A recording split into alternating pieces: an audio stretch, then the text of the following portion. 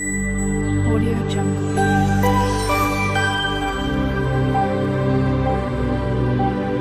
Audio Jungle. Hi friends, இன்றைக்கி விஜிஸ் கிச்சனில் இன்றைக்கி என்ன ரெசிபி பார்க்க போகிறோன்னா பூண்டு குழம்பு எப்படி செய்யறது தான் பார்க்க போகிறோம். வாங்க எப்படி செய்யன்னு பார்க்கலாம். நம்ம ஒரு 2 கைப்பிடி அளவு பூண்டு, சின்ன வெங்காயம் ஒரு 15 பல் போல், கருவேப்பிலை, தக்காளி எல்லாம் நம்ம ரெடியாக கட் பண்ணி வச்சுருக்கோம். எப்படி செய்யறதுன்னு பார்க்கலாம் வாங்க. ஃபர்ஸ்ட் நம்ம ஸ்டவ் ஆன் பண்ணி கடாய் வச்சு ஒரு 2 டேபிள் ஸ்பூன் போல் எண்ணெய் ஊற்றிக்கலாம். அது நல்லெண்ணெய் தான் சேர்க்கணும். நல்லெண்ணெய் செஞ்சால் தான் பூண்டு குழம்பு நல்லா டேஸ்ட்டாக இருக்கும்.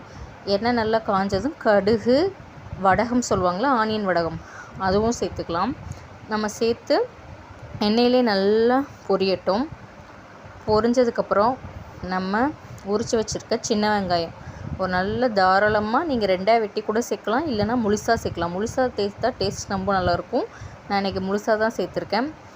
முழுசாக சின்ன வெங்காயத்தை சேர்த்து நம்ம ஒரு வதக்கிக்கலாம். லைட்டாக எண்ணெயில் ஒரு வதக்கிக்கலாம். இப்போ நம்ம உரித்து வச்சுருக்க பூண்டு, இதுக்கு மெயினானதே பூண்டு தான். அதனால் பூண்டு நிறைய சேர்த்துருக்கோம். நம்ம நிறைய சேர்த்து செஞ்சால் ரொம்ப டேஸ்ட்டாக இருக்கும். பூண்டு சேர்த்ததுக்கப்புறம் நம்ம கருவேப்பிலை சேர்த்துக்கலாம். நல்லா ஃப்ரெஷ்ஷாக இருக்க கருவேப்பிலை சேர்த்து நல்ல எண்ணெயிலே நல்லா நம்ம வதக்கிக்கலாம்.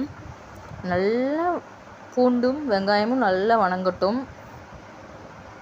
இப்போ கண்ணாடி பதம் அளவுக்கு வதங்கியிருக்கு. இன்னும் நல்லா ஃப்ரை ஆகட்டும் எண்ணெயிலேயே. நல்லெண்ணெயில் செய்யுங்க. நல்லெண்ணெயில் செஞ்சால் தான் பூண்டு குழம்பு ரொம்ப டேஸ்ட்டாக இருக்கும். இப்போ எந்த அளவுக்கு நல்லா ஃப்ரை ஆகிருக்கு பாருங்கள். ஃப்ரை ஆனதுக்கப்புறம் நம்ம கட் பண்ணி வச்சுருக்கேன் தக்காளி பழம், 2 தக்காளி பழத்தை கட் பண்ணி சேர்த்துருக்கேன். அதையும் சேர்த்து நல்லா நம்ம குலைவாக வர அளவுக்கு வதக்கிக்கலாம்.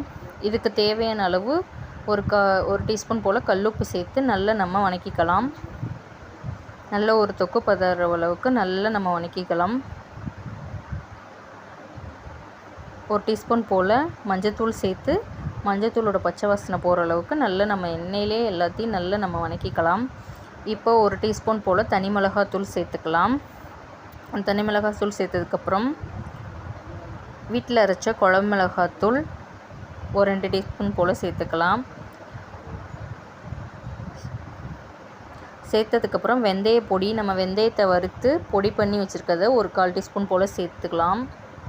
சேர்த்து நல்லா மசாலாவோட பச்சை வாசனை போகிற அளவுக்கு நல்லா நம்ம எண்ணெயிலே வதக்கிக்கலாம். இப்போ ஒரு லெமன் சைஸ் புளியை நம்ம கரைச்சி சேர்த்துருக்கோம். புளிக்கரைசலை சேர்த்துக்கலாம். புளிக்கரைசலை சேர்த்து நல்லா கொதிக்கட்டும். எப்படி கொதிக்குது பாருங்கள். இப்போ நம்ம ஒரு கரண்டி வச்சு கலந்து விட்டுக்கலாம்.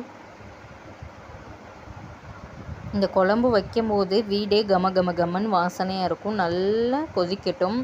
நல்லா திக்காக ஆகட்டும். பூண்டு குழம்பு எண்ணெய் பிரிஞ்சு வர அளவுக்கு நல்லா குழம்பு நல்லா கொதித்து எண்ணெய் பிரிஞ்சு வரட்டும்.